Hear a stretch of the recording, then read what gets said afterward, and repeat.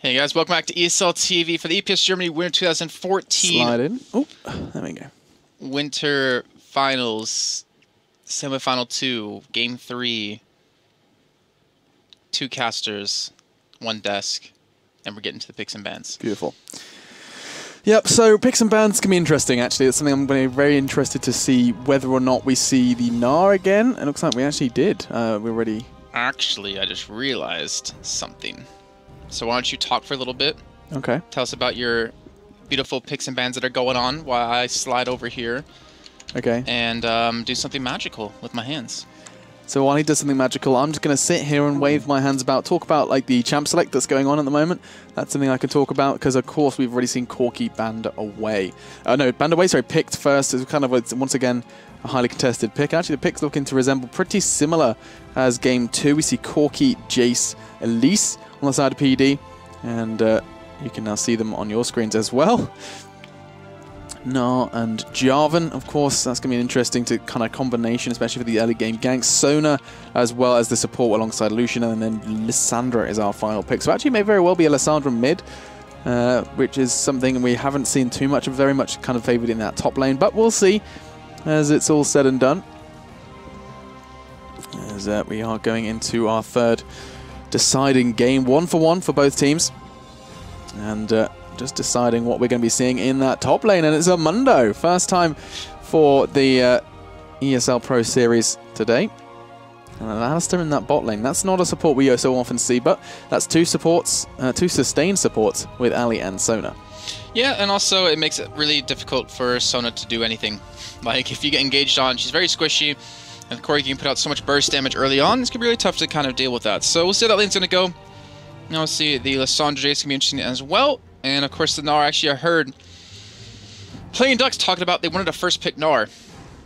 That was like their game plan. Like, do we ban Gnar? Do we take Gnar? And they're like, oh yeah, we'll first pick Gnar. Well, I don't think they realized they were on the red side. So that might have actually just thrown a giant kink in their plan. And we'll see how they're going to deal with it here with this Mundo. Yeah, it's going to be interesting. I mean, Koi, he played fantastically on Gnar. I think he was probably the stronger of the two. Pio, yes, wasn't that great on Koi, but the fact that he's got that in his hands now is going to be interesting. We've seen basically Gnar has been one of the most highly contested picks for top lane. I mean, perhaps him alongside who else? Lissandra sometimes, but in this game, in this EPS, we've seen Gnar being probably the most highly contested top lane pick. So, I mean, it's going to be interesting to see which one of the two, because we're going to see Pio now for a second time on Gnar, and we're going to see Koi once. It's going to be pretty cool to see these two very much, both pretty strong Gnar players kind of going head to head, and we'll see how far that gets them. I don't like the Elise pick though. Elise didn't do anything really last game. No, you're right. So. Did you see any like picks with a cocoon? Did you see any? I don't think I did. So, not really. Yeah, you're right. At least probably a questionable pick. But other than that, they're like their kind of poke situated champions. You've got Jason, Corki, both being able to fire off from range. And of course, even the cleavers from Mundo will provide a reasonable amount of damage. And they're already starting off to make their way towards Baron Pit. And they're just going to be getting some... Is this an early invade? It's certainly got the potential to be just that. As Gnar does land the slow onto Mundo, but Cleaver in exchange and clearing up that ward quite nicely. Leaves a little bit of a knowing. You can see the pings coming out. They're like, I think they're in try. CC with other plants, like backing away. As we start this one off, you can see lots of deep wards. As it's just such a key element of this game now is just knowing where that jungler is starting and where he's going to be going. So, I'm curious to see, for me, this game comes down to the mid lane, right? So, Avenue, if he doesn't get fed, if he doesn't get really rolling the Jays for the poke, then that kind of falls off. Then they're dependent on Alistair for the hard engage, which they do have. But No Way, who just dominated on Katarina, struggled on the Blanc, and that's to be nice, I actually say that word. He needs to have a strong game with Lissandra. Like, he was just not really doing anything the entirety of the last game. And if he wants to be impactful, he has to make something happen. But as we can see in the bottom side, Saze and Brokey both waiting for a little bit of a contest here towards the double golems. If Intox walked into this bush, it could be very deadly. The Pulverize already picked up for Saze, and they are just waiting for the moment to strike. Yeah, it looks like they're going to be starting Krugs, and they're going to be playing the waiting game, just keeping an eye on both of those bot laners' health. And this is a very nice play from Playing Ducks if they execute this right. It all hangs in the balance. You can see. What are they doing? You can sit here and not take damage. This is bad news. Now they're going to be pushing on forward. Surely just take the Krugs away from them. That's a level 2 right there. That doesn't look like Corky's going to be able to do it just yet. And this is risky from Intix trying to do it, and they do manage to secure it. I think actually Sona picked that one up. But either way, all said and done, you can see the pressure from Playing Ducks already exerted. It doesn't help. It's like, it doesn't matter if Lucian or Sona got it, because now Sona can heal. Yeah. And they gave up their Gromp for that. And now Sona's going to have level 2 in a second. Like, they were. I mean, it's not a particularly strong level 1. I mean, if it was a Thresh, perhaps I'd understand. And I mean, even the AD carry isn't that impressive. Corky, not that particularly strong. No, I disagree. This is actually a ridiculously strong combo. What, level 1? Yeah. You just hit a Pulverize, and then you're going to take whoever that was down extremely low. Like Corky, you have the auto attacks, Phosphorus Bomb. Pulverize does a lot of damage, plus his passive. The thing is, like, they contested it, and in the end, CC still got it, and it went over to someone who it's still impactful for. He has a heal now. Like, you're not going to force Intix back, and look at this. Now they're being zoned away a little bit here. Intox can just heal up, even if Alistair does go for an engage. I feel like that was a major mess up, and you're just seeing the completely zone now. Yeah, like, you don't have healing out of Sage right now. Like, he doesn't have his E, so he can't even sustain, so Brogy can go in and do damage.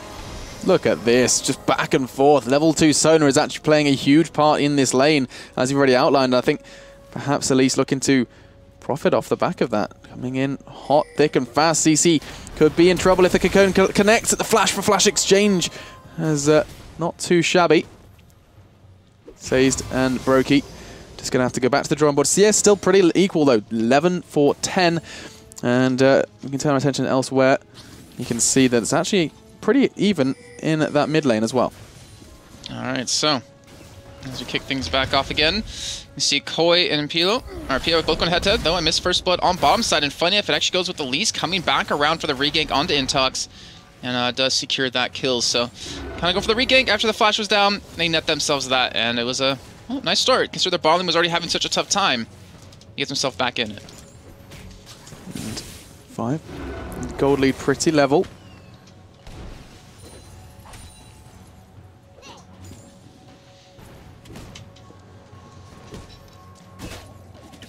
Koi and Pino back and forth constantly. Mundo and Nara is an interesting matchup because both have these kind of innate tankiness to them, and it's going to be interesting. Like, I don't know, can Nara ever kill Mundo? I don't know. I don't think there's really ever that potential there. As if Mundo kind of, sorry, I should be saying Koi. If Koi keeps his ultimate kind of in the bank, keeps it safe and sound, doesn't have to use it perhaps to sustain, more so just to survive the Nara poke. We'll see. We'll see where that top lane goes. It's going to be interesting. In the meantime, looks like Elise is about to show her face. Doesn't connect the Cocoon once more. And, I mean, Soy, we've been calling him, still not really showing too much on that Elise. I mean, Jason was questioning that pick, and I too am. I don't think he's really showing anything inspiring on that jungle pick. All right, so, as you can see, with that 1 kill lead, I wonder how badly or how well they're going to be able to snowball this lane because of that. See, Sweep Lane's picked up now for Zoe. Switching over to that one. And now even Llama potentially making for, looking for a gank in middle, as you can see Avenue. So as all the summoners up, I mean, we saw the early level 2 gank out of Llama last time, but Avenue was fine with that Jace. He was able to just completely farm from distance and wasn't punished. And now, as you can see here, a little behind CS, I'm still really disappointed that they didn't like reward to stop the Elise from coming back in, and they completely got punished for that. Like, they lost their entire lead, and now Say's caught up in levels. You know, gonna be ahead in items, relatively soon. It's gonna be able to punish them, and they're not gonna be able to have that big lead that they built up from just Playing Ducks messing up. No, not at all. And talking of leads, I mean, only 300 gold separating these two teams. Obviously, only 1 kill as well, so that all adds up. Maths is good. But at this stage in the game, it's also going to be interesting to see just what they come back with in terms of gold. 42 to 37. Both AD carries just quite happily farming away with just their Doran's Blades. The only jungler who's really kind of given it a second thought on this bot lane has been the Elise. Jarvan been doing other things, keeping himself busy. Lambar, obviously very strong jungler, who we saw in games 1 and 2 with a Twisted Fate in game 1. Really made that one work. And of course, Pantheon, kind of similar play style in game 2. So going into a Java, it's a little bit different. There's a lot more to his ganks. There's less of just a flash stun, everyone else do the rest. There's a lot more to Java, and of course his ultimate has that kind of playmaking potential we haven't seen perhaps in the other two. But we'll see where this one goes, as looks like both junglers are about to clash around that Krug area. So he's looking for his opportunity to go in. Doesn't actually have a ward on the other side, though. I'm really curious to see why he's waiting so long, and looks like he will eventually make his way around. Unfortunately, a little bit too late here, looking for that gank on the bottom side. And Lemon Bear's going to spot him out here, and looks like he might even go in for it and look for the knock-up over the wall. With the ward down, we'll land the knock-up and get some good damage to him. Lissandra coming down as well. They're going to force the flash, but he doesn't even have it up here, and this should be a dead Elise. Oh no, look at that little bit of a trade in positions, and he does escape. And we're for you, fluffing that a little bit. He had his ult up, I'm not sure why he didn't just wait. Well, they knew he didn't have flashed up since he used it earlier on to gank that bottom side, so maybe a little bit of mistiming, and that might cost him here. We talked about, mistakes. We saw quite a few out of crowd control last game, and we're seeing yet again quite a few here. And top side, 62 to 51, a little bit of a lead here built up for Pio. Let me see exactly the item build he decides to go for in just a bit. Yep, and you talk about items, of course, both Rangers Trailblazers being picked up for the jungler. The only time we've seen a bit of variation of that was, of course, the Warwick pick, who went for that Stalker's Blade. But as all is brought up, you can see the longsword and slight advantage is in favor of Lumbar on J4. Giving away that blue buff to No Way For You. And a mid laner who we've already highlighted as someone who needs to really show his worth in this game. He did well on in game 1 on Katarina. Game 2, not so much on the LeBlanc. And so going into this third one, he's gone for another AP. And this is where the debate, I'm going to say the word assassin. You guys may very well disagree with me, but yeah, the AP assassin, as I've described Lissandra. I mean, yes, she's an AP mage, but when you build a DFG on, she's going to just completely remove someone from that rift. And in the meantime, though, seems to be that mid lane is going the similar way as before, as Avenue once again picking up that Jace. He's got Hex Drinker built up already. He's almost again exactly the same building. He's basically playing the same game he did in game 2, this time just up against a different opponent. So, trying to lay down some fire, not going to be able to connect too much. As this game seems relatively level. Playing Ducks, of course, they're trying to find a little route, some sort of kind of chink in the CC armor to perhaps maybe make a move for Drake. You can see 4 members of their team in that kind of bottom quarter of the map, perhaps trying to get something, a step in the right direction towards Dragon. Avenue now with that blue buff in hand, even easier to stack up this tier, which is currently at 53, so honestly a relatively new buy for him. Still working pretty hard on getting that one built up. And either way, you can see now Brokey, Sazed. Decent control of his bottom lane. Intox now, level 6 obviously has that Crescendo available, but he doesn't really have that potential to duel up against Alistar, who can just completely get out of that CC. Not to mention, you have that Valkyrie way out of Brokey, so no real chance that they can win this lane now. They had all the chances blown away earlier when they unfortunately got re-ganked by Elise and taken down. And now you might potentially see even Dragon being done. It's actually a 2-man Dragon here out of Zoe, out of Avenue as well. Say's going to be coming in to help tank up here, but they're going to back away, realizing took too much damage from this one. No way, with just the pressure of him rotating around has just completely stumped them. Meantime, top side, the Turk going to be taken down here. Pio securing that one. And Koi, well, he's still farming up. He's still keeping him within like 10 CS. The problem is he's already lost his turret here. That just kind of shows the dominance. And almost 3,000 gold to spend for Pio. That is not good when he goes back to base. That is terrible. I mean, Anar in that situation, given that free farm that he's essentially been given, I mean, yes, in fairness, Lombard did do his best to kind of contribute and try and pressure the Gnar out of lane, but I think the Gnar, sorry, the Mundo out of lane as well. So, I mean, it's not been a single kind of 1v1 all the way, but Pino's done fantastically in this matchup. Of course, Koi can do nothing but farm. I mean, Mundo is not really the early first blood champion in most matchups, but regardless, in that bot lane, it's where the action's going down at this moment in time. Looks like the flash. Oh, dear me. Crescendo comes in response. Intix is going to go down most likely. The flash heal low from Sona. Intox keeping his brother alive, and now Broski's going low. He's flashing for the auto attacks. Oh, the rocket doesn't connect. Whistles past Lucian's ear as Pio comes in with that TP damage. Manages to secure Corki, and that is that is a manic miss actually from Corki. He's going to be kicking himself as the claw comes in that mid lane, and actually looks like No Way For You has managed to evade that one. But this was the move we were talking about. This is the step towards Drake that they were looking for, and they've already started it. Looking to try and do something. Intox isn't really in a position to help, but looks like Gnar is there to back him up, and that's Pino who's done some shopping. Pio is taking a lot of damage. Mega Gnar can only take so much. That's a 3-man ult, but it's just a consolation prize as Lambar's a little too early to the party. He was going to try and smite Stealer, but all he's going to do is go down. The Cataclysm doesn't really do much, if anything, right there. As you can see, him using it last second, unfortunately. And that will now be a dragon picked up here for the Playing Ducks side. 3-1. Off to start. Look at that. All pretty much tied up here and squared away in gold until that turret middle would go down. But that will be a... Oh no, Sancha flashing away from the cleaver coming in from Koi, so he will escape that one. And a little bit of a misplay. And now Intex on the bomb side. Well, he's caught out completely. Another kill coming in, and they will take the gold lead even further now. Playing Ducks finally got a little bit of life in them. Now you can see pushing down to that middle turret. Looks like they should have secured this one, but Lambert in hot pursuit, looking for the chase here. At least has nowhere to go with that repel, though, unfortunately. And well, she will just be forced to flash away to safety here. So, took a little bit of time, but finally the game kicking off with a little bit of action here. Yeah, and Playing Ducks coming out on top of it. They're looking good. They're looking fine. And CC, after such a convincing, I'll take that back. After such a strong start, actually, and finish in Game 1, sorry, that they've really struggled to find their pace again, struggled to find the kind of playstyle that suits them. Obviously, changing in picks has kind of not contributed to that, whereas Playing Ducks have been very much pretty firm in their decisions, with, of course, Broski taking Corki whenever it's available, and that bot lane has been pretty much a staple for them. Avenue, this is his second time on Jace as well, so common picks, common ground, even with Elise in jungle, which we've already said is not, for us, seen as a particularly strong pick for them, but whatever makes them feel comfortable. And I mean, at the moment, you can see the power of this Corki that we were highlighting earlier.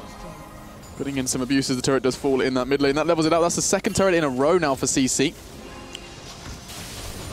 The gold lead is going to start to grow, but oh so slightly. He's just leveled out, really. CC and PD now, just about 300 gold between them.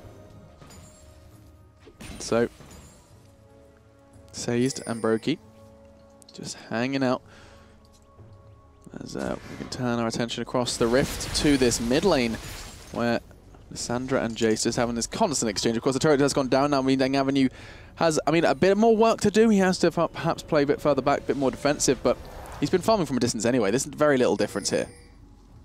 So, let's see how far this one can go. At the moment, Broski and Sazed, they're not really doing too much. They're just trying to keep level on CS. Of course, 116 to 106 with kind of similar situation in mid, 125 to 122. So the mid lane is pretty inseparable. Only real slight discrepancy is, of course, in that top lane, but that's expected. Mundo versus Gnar, 20 CS separating the two. And, Jason, what is your opinion on Koi and, of course, this Mundo pick? I feel like he's not going to do much. He doesn't really cause much disruption. Like, you have Jarvan go past him, you have Lissandra can go past him, you have Nara can get past him, and then they can burst down Jace, they can burst down Corki. Like I was saying before, I remember hearing, you know, I'm pretty sure he was Playing Ducks, yeah, talk downstairs, like, yeah, let's first pick Nara, and I think they forgot they were on this side. And I'm going to see Koi getting caught out here, trying to be bursted down here. Nomicon not picked up as a first item, so he's going to fully get this regen off here. Zoe getting knocked back into the wall, though, and he will be taken down here. Now Avenue jumping in for his death. I'm not sure exactly why he's here. He will get down as well here. So 3-4 to hit that 16-minute mark. I'm not favoring Mundo at all here in this one, as we see even a flash coming on to Koi here. Look for the kill. Red buff going to come in, but he should be able to escape. So I don't know. Mundo doesn't do much for this team. Like, lucky you have Alistar to cause disruption for the back line, but maybe Nidalee would have been better. Have some poke to mix in with Corki and with Jace, but whatever. It's their poison. It's their choice here, and if unfortunately it doesn't go their way, then they've just pretty much lost themselves, you know, this match. I mean, yeah, he's behind 30 farm, he has a kill. But what does he really offer? He's just throwing cleavers as much as he possibly can, which aren't doing too much here. And he's constantly getting his lane shoved in. Like, he's not really offering too much this fight, where you have Gnar, you know, who's going to be tanky from his passive. But he also has a Blade of the Rune King now built for damage. It's going to be a pretty tough build, actually. I mean, yes, Blade of Rune King on Gnar is incredibly strong. I've seen it as described as one of his biggest power spikes, just because, especially when in Mega Gnar, you get a bit of extra self-healing, and he's just a real kind of force to be reckoned with. In the meantime, these exchanges in this bot lane are getting more and more deadly as the items come in. Corki with the Triforce, we know the power that possesses, and Broki's got it once more. Sona, no mana to be seen, and so, of course, the sustain stops. And then once again, in the meantime, very much an EU West game. We're reaching that 17th minute mark. There have been some kills, but still primarily focused on getting that CS as fast as possible, trying to kind of play the objectives right, and they're doing just that at the moment. 3 for 0. CC, they're leading in objectives, but the Dragon and the kills tell a different story.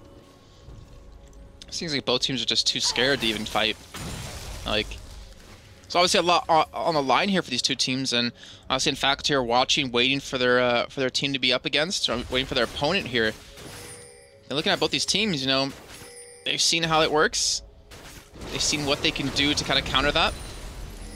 And I think, I don't know, I think if we come into the finals, in faculty won't be looking at too difficult of a game. They have Movert there, an ex-LCS player, watching, you know, these games, and obviously figuring out exactly how they're playing, how to counter them. Like, I don't think Playnook's coach has been able to do that, or even CC's coach. Yeah, I think you're spot on. I think there is leaving a bit to be desired in terms of picks as well. I think, especially, I mean, looking at how powerful PO is now. Really didn't have anything up their sleeve for this not having Nara in the top lane. Koi obviously was like, oh, I guess I can pick Mundo, and look how well that's gone for him. Obviously Mundo hasn't gone down yet, so he's not necessarily providing too much of an advantage to the enemy team. It's just less of he's not contributing too much to his own. As Broski and Say is just going to make their move onto that Tribush, clear out the vision, as Dragon is now in the pit. And as the PD pick up that Scuttle Crab, they're going to be trying to do their best to clear out as much vision as possible. There is actually one directly on that Scuttle Crab. So we're not going to see a move for the Dragon anytime soon. Instead, once again, heading back to their lanes and doing what they do best. Zoe might be coming down the spawn side here, maybe looking for a kill. Bear almost getting caught up by the Cocoon, but we'll be able to get away from this one. And you have to wonder, like, where's the breaking point going to come in? You can see PO push up top, doing good damage to the turret. You have Lissandra pushing middle with that turret already down onto the inhibitor turret and not even being punished for this. They have no wards actually spot, at least coming in from the backside, but obviously he knows he can escape to the top side jungle. He knows he'll be fine here. And there's nothing they can do about this. Like, they have to either commit for a fight there, or they have to commit for a fight somewhere else and force, obviously, counter crowd control to fight. PO again. Like, this has to be one of, like, the worst feelings ever as a Mundo. It's like, yeah, I can stay alive from the top side, but I can't do anything about him pushing. And no one's helping me. But it's not like his fault. I mean, obviously the team can't get through. The wards are starting to fade away just a little bit, finally. But now look at this. Bomb side, able to make a push on this bottom tier 1 turret. And this should be a double kill if they come down. If this is executed correctly... why are they coming through here? Come to the Tribush. I have no idea. They're walking onto the Scuttle Crab. This is not what you should be doing. You have a Lissandra and a Flag and Drag Jarvan. That's enough to pick up a double kill instead. They opt to just let them know, hey guys, we're coming mid lane, make sure you leave, and they do. And CC, they're not playing it right. They're not going for the picks that they deserve, and instead they're giving PO enough time, or just enough time, to make a move for that top turret. He picks that one up. That's going to level it up to 4-0, so that's pretty insane that they're picking up this many turrets. It does actually put them quite handsomely in the lead in terms of gold. Almost a 3,000 gold lead now. And so CC, they're doing well in these objective control, but not so much in these kind of potential ganks and picks that they could be potentially picking up. He's sitting on 1,400 gold to spend when he goes back with it. He's still gaining even more here. And we're going to see Lissandra come around from the side, maybe help push onto this inhibitor turret. We'll try to go for the Mundo. We'll back away, realizing the avenue is there off to the side. Now Koi looking for the push. And PO just body blocking here. And I'm still surprised not seeing Morello Nomicon actually picked up for No Way, considering the Mundo. Like, they have one Ignite on No Way to really stop the regen from coming in. And right now, Corki trying to go in here on the bomb side, looking for the kill. This is going to be bad for Sona. The Ignite comes in. That's going to take away. In fact, the Rocket is what seals her fate. Broski is low, though, and here comes the TPs in response. Says could be going low. Zoyo as well. This is a big back and forth, and Mundo's there. He's been useless so far, and can he finally be relevant? He's doing his very best, throwing cleavers into the face of Lucian, but Lucian's having none of it. The sweeper there, providing them the vision they need to put a couple of extra hits onto him, but nothing's going to come of it, and a couple of flashing health bars, but nothing to write home just yet. Look how low they all are right here. I mean, that could have been deadly if you had maybe Lissandra able to make her way through and successfully pick up a kill.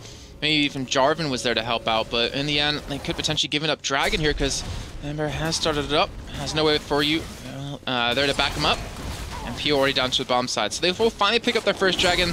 A perfect time to have that happen as well after you're up to that 22-minute mark. Obviously getting the bonuses off of that one. And I feel like CC, they have this game. Like, they're not being punished for split pushing top, not being punished for split pushing middle.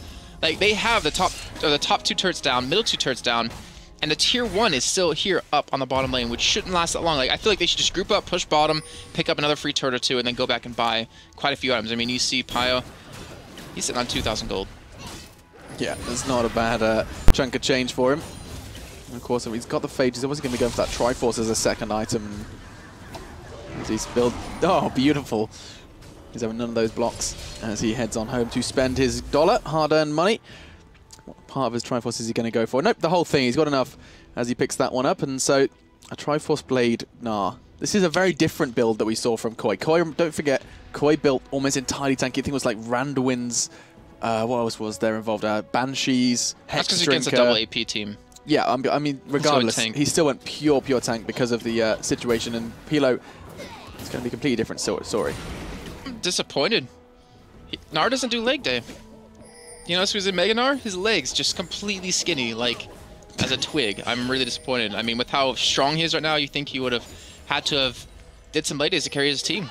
You know, 200 farm, 46 ahead, 2-1-1 in kills, and he is just a pure beast of damage. Like, this is going to be so tough to really deal with. Like, no one can stop his split pushing now.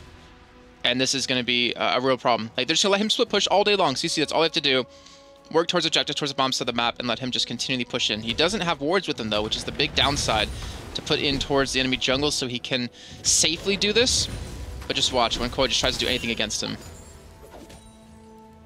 And you saw he skipped leg day. Like, yeah, I did. I was actually making a conscious effort to look at his legs, and it doesn't quite connect the slow, so Koi can live another day. But like, look at this. What are damage. Jason at least doing? Like, they're just sitting there not helping at all, and he's just knocking at their front door. Yeah, look, he's going to join him. Lambarth, jungler, we haven't seen too much of it. Just sat one assist 23 minutes in, and he's doing his very best to contribute as much as he can. And Lemmabear, I mean, all it takes is just put his flag down to help Pio get some more attack speed here. He sees the turret slowly falling away. Lissandra coming in as well, so it's going to be a 3-man push on this top side. And Koi needs backup HP. It's going to be Avenue coming in, but that inhibitor turret already below half HP. They're going straight for Koi here, going for the burst and Ignite coming in. It's not going to be enough for now. And we'll just back away here. They're forcing Elise and Alistar head back towards base. And now it's perfect time for Intix Intox to just push this bottom lane, get some turrets. And they're going to be doing just that. Trying to keep their own turret alive at this stage, actually. Intox and Intix, the bot lane duo, just going to have to dance around the Corki and Alistar in that bot lane. Just interested to see what health their turret's currently on. As Corki and Alistar were left alone in that lane for a while. And haven't actually managed to push too much on that turret. Still, Say's on his way home. And it's worth highlighting another Triforce on the map. We do have a BF sword as well in the hands of Corki. He's had the Triforce for a while now, and I'm interested to see what he's going to be able to exert. Now he has an extra bit of AD on top of that. Of course, that top lane is still an ever-presence. Looks like Cease is doing his very best to contribute, but he can't really do any damage. Instead, that turret's just got to fall in the meantime. Lissandra crumbles as the ice is shattered, and the top lane has gone down as well. Mega Gnar's going to make an appearance. He's just going to continue to run away as they know Avenue and Koi are on their tails. They actually might be able to fight. No, not the least coming in. I thought they were going to try to fight, and they're going straight for Avenue here. Pio, he has a lot of damage, but will he have the burst? And he will. And this is going to be a 2-on-4 potentially, because Zoe is completely zoned out of this fight. Koi about to go down as well. You'll see Lammabear going to go down in the end from this one, was Sazed, luckily with that CC. Zoe picking up the double. So in the end, it was a 3-for-1. But you just saw the damage. I mean, that was Pio 1v1ing Avenue easily. Yeah, no problems with that. And I mean, if one of them had Ignite, that would have been a double kill. Just because of the Mundo ultimate, he managed to get away with just a scrap of health. And it's impressive to see how much damage they could put through a Mundo ultimate. I mean, a Mundo who is having to build pretty armor-based, actually. He's got 1,200 gold stat on it. He's got a Spectre's Cowl as well as that Randuin's. So probably going to be building a little bit more MR after, a little bit more armor after that experience with Pio. Okay, so back out of here. How about these teams? Dragon coming out minute 20 times, so I'm imagining the next fight's going to be breaking out here between them. So get those lanes shoved back out. You have a giant spot coming in here for Pio, so going to get extra tanky from it. And you see Zoe just going straight tank as well here. And wait, Lammabear's. Okay, he has a warrior in chat. Okay, I thought that was for Devour for some reason. So going for a little bit extra damage here, but I'm surprised No Way hasn't got Morello's, but he does have his Void Staff coming in, which is going to just completely eat through the enemy team. Like, he can I think he can one combo down Avenue if he's uninterrupted. you think? Oh, yeah. Okay. Well, Avenue obviously ever vulnerable. He only got the Hex Drinker as a defensive item, and that's all he really needs if he can stay at the back and play Jace effectively. Poke doesn't quite connect, though. Acceleration Gate giving it that extra bit of range, but still evaded by the CC crew. 8-4 now as Playing Ducks have the kill advantage, but look at the turret. 6 picked up to 0 from Playing Ducks. They know that they just don't have a team kind of built around taking objectives, and CC most definitely do. And PO, this constant presence in top lane, is just going to happily dance around, even taking Krugs when he knows enemies are coming for him, because he can just escape. He's got the hop, and instead he's just going to be... I mean, he's at bait. That's what Gennaro is at this moment, at this stage, right? You can pull them towards top lane, and they have to make... They're basically forcing him to make a decision between top and bot and mid. I don't... He's like a bait that's a shark, because even if you come at him, like, he's still going to take one of you down before he does fall. It's tough to deal with him. You can see there's no answer. There's no clear answer out of Playing Ducks to do anything about this. And they have to hope that Koi can just hold on to it, but the inhibitor, it's wide open to be taken. Dragon is now up, though, so they will force some teleports down for this one if they do go for it. And now it comes down to wave clear, where with Lissandra it should be pretty easy, but Say's able to push them back here, finally able to pick up the first of the game. Now down only about 2.7 thousand gold as they look to transition straight into a Dragon now. And even the bomb turret being taken at the same time. So a nice little bit of an income of money, this influx. And I think a Dragon as well, this would be huge for them. They already do have 1 stack, but they need to secure number 2. So there could be trouble here already. Lombard shows his face, and it's all it takes. The Cataclysm, the threat of Cataclysm is enough for them to back away from taking the Dragon. Dragon turns his attention to the CZ side, as he's just been taunted back and forth by both teams. It doesn't look like PD want to fight this one, though. They might be giving this one up for free. He might, and you can see it drop it very, very quickly, and they will pick that one up. He was still pushing middle, Koi pushing that top side, though. I almost feel like he could just backdoor the inhib. Like, just go right behind him. Like, his Mundo's so far pushed out, why not? I think you're right. And I mean, what? He dies? Big whoop. They've taken an inhib. That's going to be even more pressure in that top lane that Pio's already been exerting. And, oh, dearie me. Looks like he could be meeting his demise if Avenue pushes on forward. And I teleporcupies. He just jumps over into Baron Pit. Gives him a wave, says, I'll be seeing you later, Baron. And goes on about his business in jungle. Look at those legs. They are scrawny. He's like a big triangle. Never skip leg day, ladies and gentlemen. And either way, to see items starting to be developed here, we see the BS, or not the BS, the Bloodthirst for Brokey. And now we see PO potentially getting dove here. As you can see, the turret going to go down. So, no matter what, last minute and a half, we've seen 3 turrets now picked up here for the side of Playing Ducks. So they're starting to claw their way back in. They're still only down about 2,000 gold, but they need to get something going here. I still feel like, you know, CC are in the driver's seat, and yet they're just still kind of reluctant to finish the game. I mean, I still honestly feel like PO, just get some wards, some aggressive wards down, which you might be going back to buy, and then push in inhib. Like, Koi cannot beat you 1v1. I think you're right. I think you're basically calling what we should be seeing next. I think the one issue they may have is meeting this kind of Corky Jace poke. They can't hang around in mid. Like, the kind of premise of a split push is you hang around in mid, don't necessarily fight, but keep them busy in mid lane. And you can't really keep a Jace and a Corky busy because you will just lose half your health before the fight even starts. And so we're going to interesting to see what their approach is in response to that. And you can see Elise hanging out, clearing the vision as best she can. As it looks like Alessandra's trying to freeze up Avenue. He messed up his entire combo, though. The DFG came off a little bit too late here, but you can see the damage he's still able to do. Able to snare Say's yet again. And now No Way, he's all by himself. Finally, Jarvan will be able to come in and get a nice Cataclysm off the flash, and the Crescendo coming in. I think pretty damn well. The Cataclysm completely zoning the way. Look at him just getting pulled in so many different directions. Knocked up now, and he flashes. He's going to escape as well here. Pio trying to do some good damage here. He doesn't have his transformation up just yet here. McCoy will pick up eventually the kill onto No Way. So that is Lissandra now down there, losing 1 man in this one. And they're trying to go for the disengage. Obviously, so to speed them up, they should be able to back out of this one. And if No Way didn't mess up the combo, I think he probably could have killed Avenue right there. He DFG'd no after everything, basically. Yeah, and ooh, look at that scrying of all 5 members scryed out. That's fantastic. As they're going to perhaps be making a move for Baron. Pinkwood goes down, trying to bait out Intox, and it's going to happen. He's looking low already. 1 auto attack is pretty much all it will take. The rocket connects, and Sona could very well be in trouble. She goes down. Avenue picks up that one, and instead of maybe going for Baron, instead they just look to clear the wards, bait out a couple of extra support players. Support player, sorry. Oh, actually, a teleporcupy. Zoya's going for it. And they do see it being done as well, so will they be able to stop it? That's the real question. Say is already very low HP, could potentially go down in just a few seconds. Baron not taking that much damage. And Pio, he's trying to come in from the backside here. This would be a very foolish maneuver if he did leap on in there. Instead, he doesn't kind of get a bit of bloodlust and instead backs away and to perhaps fight a safer fight in a short space of time. Of course, Koi has got that Spirit's Visage now, so he's going to, of course, be taking less damage from the Lissandra as well now. But we'll see. 32 minutes in. Gold lead still in the hands of CC, but only slightly. And it looks like this kind of split push Nart dream has been kind of sated a bit. Their window. Oh, no, Pio actually might get caught out here. He might get taken down for some being chased. Rand's going to be popped both sides. Sace missing up his combo, though. And it will push him to safety, but the window that No Way had to be able to pick up the kill on Avenue is completely just diminished. And well, Kaz's going to come down. It looks like the coil won't be enough to finish off Brokey here, so they can potentially push in this bomb turret. But with that QSS picked up, it's like, all right, well, we can't focus him down anymore. QSS is going to be a welcome addition as what's the Avenue? You saw the potential of damage that Lissandra can kind of put out in that mid lane and realized that QSS would be a wise move as they're trying to do damage to this turret, but it's going down surprisingly slowly, actually. I'm looking at Lucian, he's doing not really enough. Finally, it's going to start falling a bit faster as that's going to be the 7th turret now for Team Crowd Control.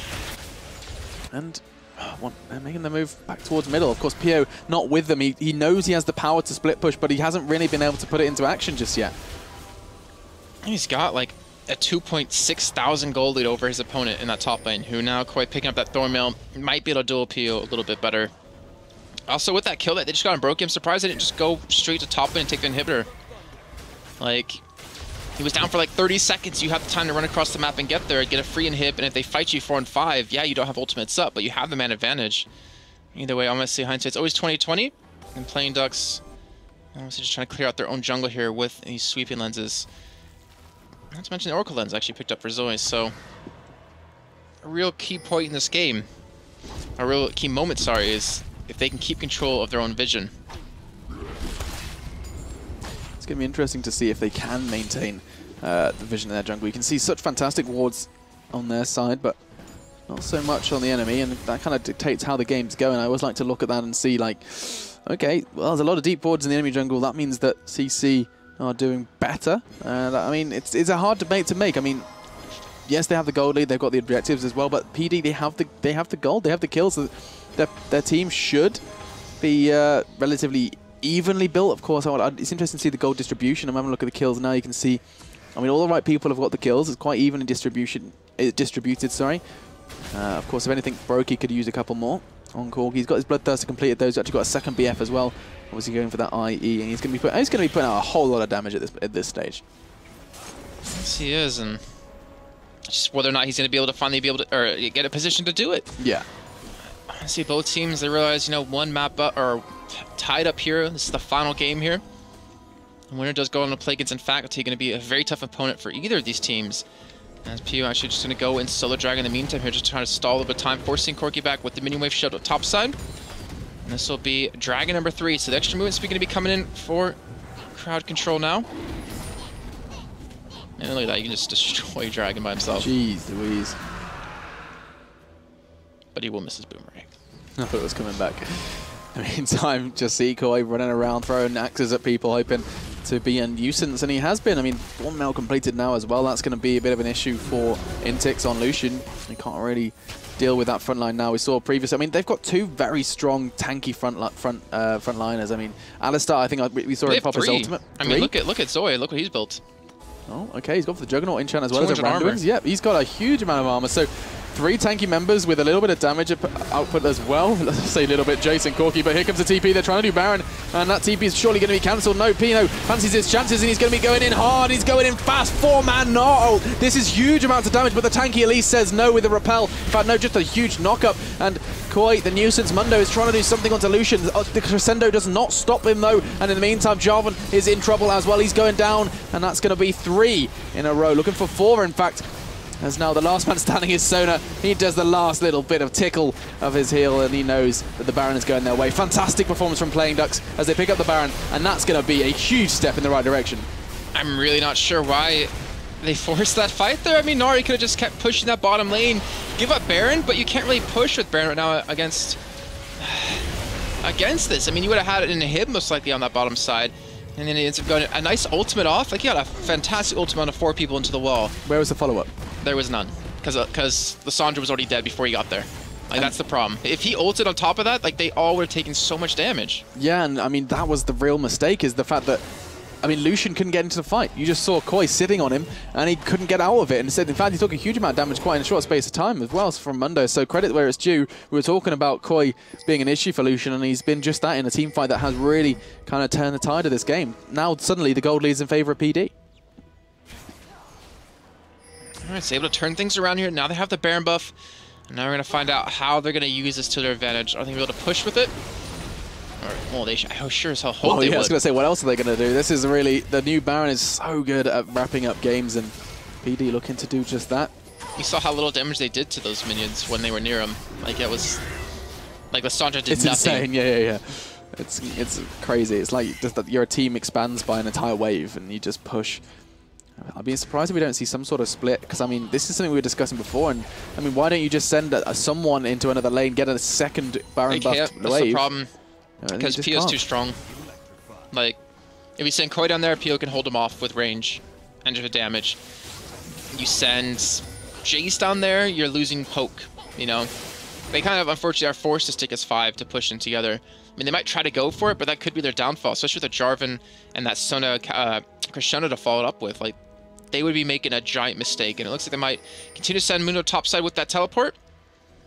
But then again, these 3 people down on the bottom side of the map could get caught out here. Yeah, and I think that's exactly what they're trying to do. They're just hanging out, maybe looking to catch off a Alistair. Skorky's making his way there as well, and they're in a good position. There's no vision there to be heard of, and he's just trying to do their best to stop this wave. Was that 3 Canyon minions? It was a lot. 1, 2, 3. It is. 4. Oh my lord. As that's going to be 4 cannon minions heading towards the spot lane. They've rightfully chosen to try and defend this one, as the turret does fall in that top lane, and Koi, the man behind that one. As now this is just this is indefensible. You look at, oh my god, that turret just disintegrates. Canyon minions, man. And here comes the fight. Look at Jarvan's health. You can't anymore because it's gone. But we have Koi teleport down the bomb side. This turn as well with those 3 cannon minions alive here to poke it down with, and with them all attacking. That'll be dropping extremely quickly. And also able to push away nowhere for you as well here, and that should be an inhibitor falling right after Avenue connects the shock blast as well onto him, picks up a kill. That's now 2-man down. And honestly, they could finish the game here. Intix has to be careful. Brokey flashing, gets knocked back into the wall. He's gonna drop from this one. And now Pio getting knocked up as well here. We're gonna bounce away to safety, but they still have 4 men alive. They still have Avenue, who's just killing them under the fountain, and that'll be the first Nexus turret falling as well, with the minions attacking away. Look at these Candymen just going to town, all 4 of them. Now will be the second Nexus turret falling. This should be Playing Ducks advancing on into the winners, or into the grand finals to play against Faculty. Their chance at winning 2,500 euros.